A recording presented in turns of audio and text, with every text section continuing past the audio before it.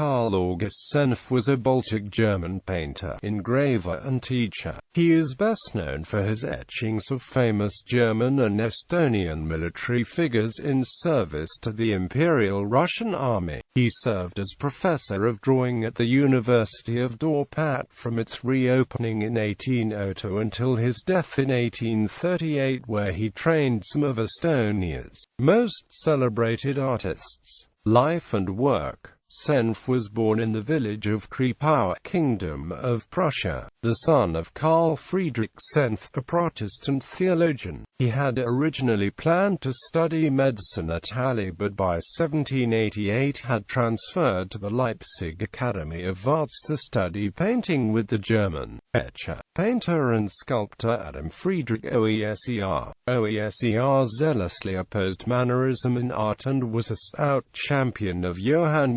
Winckelmann's advocacy of reform on antique lines. As director of the newly founded academy, he insisted on an aesthetic of austerity in art that was mingled with philosophies of Lutheranism. This approach greatly influenced Senff, and would be made manifest in his work throughout his life as well as later in his treatises on teaching painting and drawing. In 1795, feeling that he'd reached the limit of his progress under Oeser's supervision, Senff left the Leipzig Academy and traveled to Dresden to continue his studies at the Dresden Art Academy under the tutelage of eminent Swiss portrait artist Anton Graf and his colleague, the German painter and draftsman Christian Lebrecht Vogel.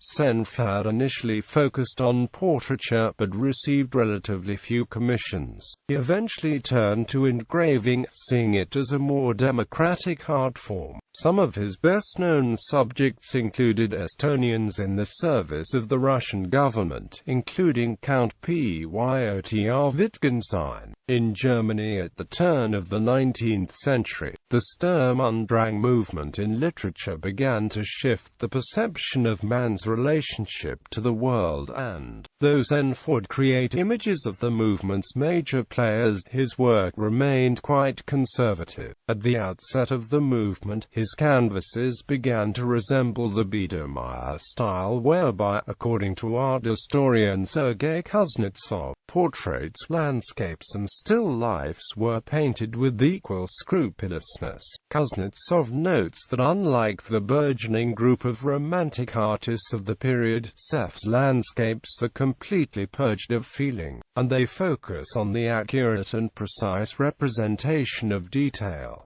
Seff's work has been frequently compared to Ivan Krutsky in Vilnius. Until 1802, Senff pursued his studies along with work as a freelance artist of modest success. In 1803, he was offered a position as associate professor of drawing and etching at the recently reopened Universitat Dorpat in present-day Tartu, Estonia. He became head of the program in 1818, and worked there until his death. During his tenure at the school, he developed a new methodology for teaching practical art and illustration that was, at the time, essential for recording research in fields such as biology, physics, engineering, and human anatomy. He compiled a 7-volume textbook with his own copper etchings and watercolor plates to teach illustration and painting techniques to entering students at the Universitat Dorpat.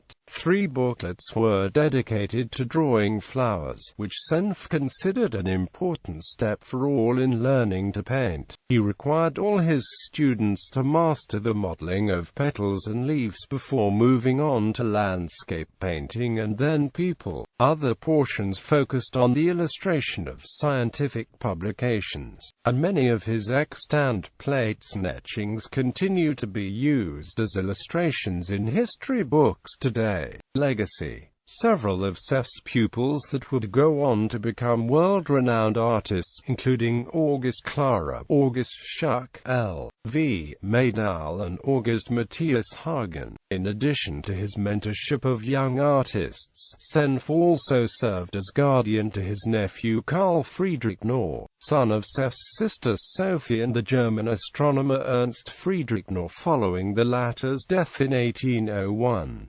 Senff secured the talented young boy a place at the university at the age of 15, where he studied with scientist Wilhelm Struve before going on to found the Nikolaev Astronomical Observatory in 1827.